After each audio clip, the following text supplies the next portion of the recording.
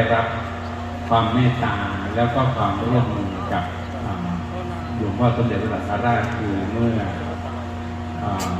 ช่วงโควิดท่านได้เข้าร่วมโครงการสวดมนต์เจริญพระพุทธมนต์ผ่านโซเชียลเรียกว่าซูม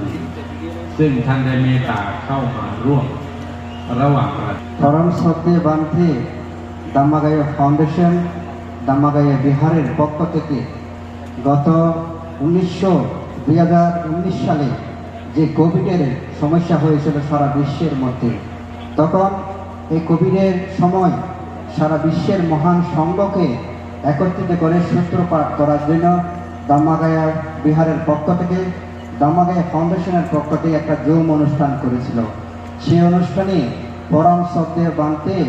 দাম্মাগাইয়া ফাউন্ডেশনে আমার পক্ষ থেকে আহ্বানের মাধ্যমে প্রায় সময় সেই অনুষ্ঠানে অংশগ্রহণ